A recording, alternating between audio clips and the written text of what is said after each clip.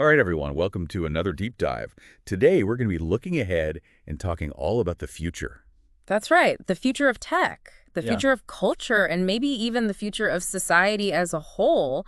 And we've got a whole bunch of expert predictions and forecasts to kind of dig through and dissect. Yeah, and I think we're going to find some interesting stuff. We're going to find some stuff that makes us go, aha, Yeah, and we're going to find some stuff that maybe makes us scratch our heads a little bit. exactly. And we're going to be looking at both the opportunities that these predictions present and the potential pitfalls, the possible downsides, the things that maybe we need to be wary of.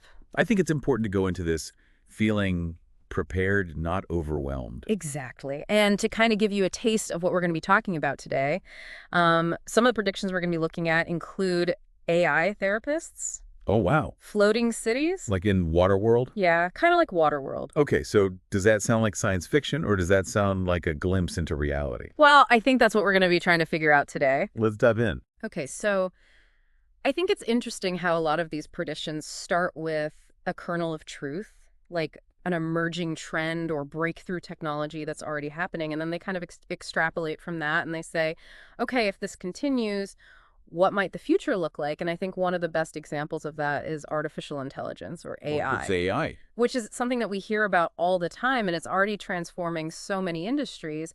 Hmm. But some experts believe that it's on the verge of an even more profound shift than what we've seen so far. So you're saying that AI could evolve from just being a tool that we use to like a collaborator that we work alongside? Exactly. And so to give you a concrete example of what I'm talking about, imagine AI lawyers who could help draft contracts, or even AI therapists who could provide mental health support. And this isn't just like a pie in the sky idea. Hmm. There are companies like Google and IBM who are already pouring tons of money into researching and developing this kind of technology. AI therapists, that's fascinating. It's also a little bit unnerving to me. Like, do you think people are going to be comfortable sharing their deepest thoughts and feelings with an AI? Yeah, I mean, that's a really valid concern. And I think, trust is such a crucial element of any therapeutic relationship. And so I think it'll be really interesting to see how people perceive AI therapists and whether they can provide that same level of empathy and understanding that you would get from a human therapist. Right. And the other thing I'm thinking about is the potential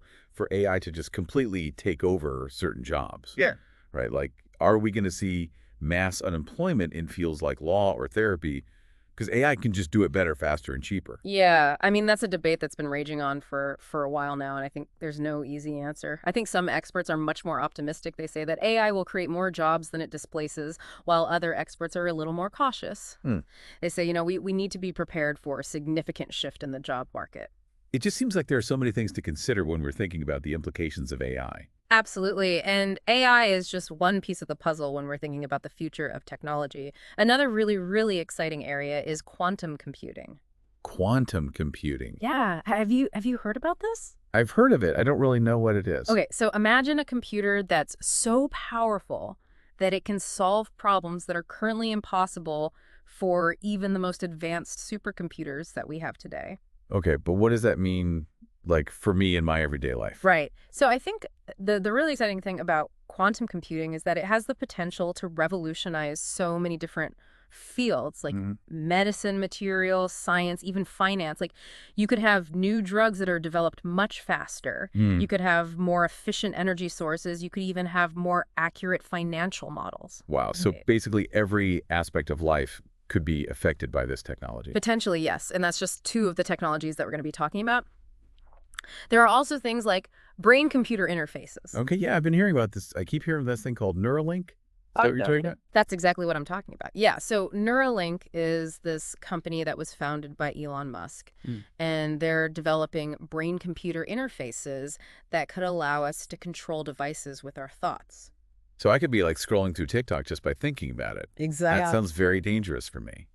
Well, yeah, I mean, it could lead to some bad habits, but I think the potential applications go far beyond social media. Like, imagine people with paralysis regaining control of their limbs, or individuals with speech impairments being able to communicate effortlessly. Okay. That is pretty incredible. So it seems like technology is going to change every aspect of our lives. Yeah. But let's talk about our work lives specifically, because I feel like work has already changed so much in the past few years. I mean, are we all going to be working from beachside hammocks in the future? Is that what the experts are predicting? Well, I think, remote work has definitely become much more common, and I think that trend is likely to continue. But experts don't think that office is going away entirely. Right. I think instead we might see a rise of what they're calling hybrid offices. Yep. So kind of blending the best of both worlds. So you have the flexibility of remote work, but you also have the social interaction and collaboration of in-person gatherings. I can see that. I can see that working. So I'm working from home in my home office one day, and the next day I'm going into the office, but it's a virtual office. And we're all wearing our VR headsets, and we're like in a holographic office space having our meeting. Exactly. And I think these meetings could be enhanced by augmented reality. So you could be interacting with 3D models and data visualizations as if they were right there in the room with you. That sounds amazing, but I do worry about the social side of things. Like, are we all going to be so plugged into technology that we lose touch with each other? Like, I've read some pretty bleak predictions about a future loneliness epidemic. Yeah, I mean, that's definitely a valid concern. And I think it's something we need to be really mindful of as we become more reliant on technology for communication and for social interaction. Virtual friendships and online communities, they can be valuable, but they can't fully replace the richness and the depth of face-to-face interaction. It's all about finding a balance, right? Yeah. Like embracing the benefits of technology, but not losing sight of our human need for connection and community. Absolutely. And speaking of connection, let's talk about social media for a minute, because Mhm. I know this is something that a lot of people are curious about.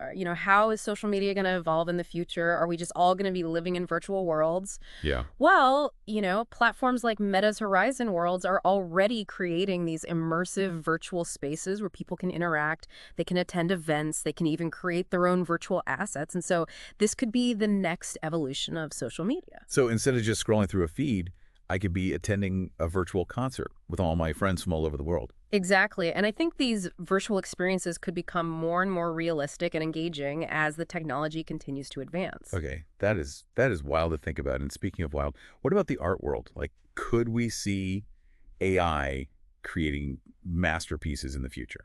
I mean, we already are seeing AI-generated art making waves in the creative world. And it's raising all sorts of questions about the nature of art and authorship. Some people argue that AI is just a tool like a paintbrush in the hands of a human artist. But others believe that AI has the potential to become a truly creative force in its own right. So we could see a future where a computer program wins, like a prestigious art prize or something like that. I think that's definitely a possibility, and I think it really challenges us to rethink what it means to be creative and how we value art in a world where technology plays such a big role. It's mind-boggling to think about. But let's shift gears for a moment and talk about some of the bigger challenges facing society. I mean, obviously, climate change is huge, and it's going to force us to adapt in some pretty radical ways. So what are we talking about here? What kind of innovations are going to be necessary? Well, I think, we're already seeing a lot of really exciting innovations in sustainable technology and practices, but I think the scale of the climate crisis requires us to think even bigger and bolder. And so, we're talking about things like floating cities that are designed to withstand rising sea levels. We're talking about lab-grown meat to reduce our reliance on traditional agriculture, which is a huge contributor to greenhouse gas emissions. Yeah. And we're even talking about carbon negative skyscrapers that actually absorb more carbon dioxide from the atmosphere than they emit. So we're basically going to have to become like a real-life version of Wall-E. Well, maybe not quite that extreme, but I think, the point is that we're going to have to get really creative and innovative if we want to create a sustainable future for ourselves. What other major shifts could we see on a global scale? Well, I think demographic trends are another really important factor to consider. Countries like Japan and many countries in Europe are facing aging populations, which could lead to economic and social challenges. Mm. Meanwhile, Africa's population is booming, and it has a very youthful demographic, which could make it a major force on the global stage in the coming decades. So we could see a major power shift with Africa becoming a global leader. It's definitely a possibility, and I think it's a reminder that the future is not predetermined. Demographic trends, technological advancements, cultural shifts, all of these things can shape the course of history. And speaking of shaping the future, what about gene editing? I know there's been a lot of talk about CRISPR technology and the potential for it to revolutionize medicine, but it also seems like there are a lot of ethical concerns. Yeah, absolutely. CRISPR has the potential to be incredibly transformative.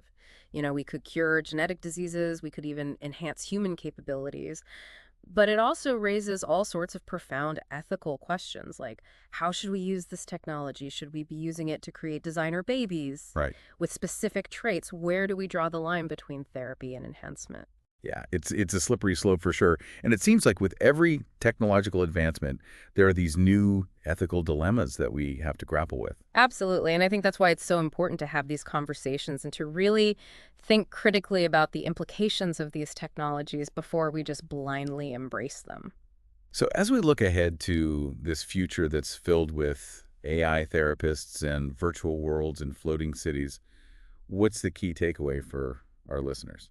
Well, I think the key takeaway is that the future is not something that just happens to us. It's Yeah. something that we create through our choices, our actions, our aspirations. Right.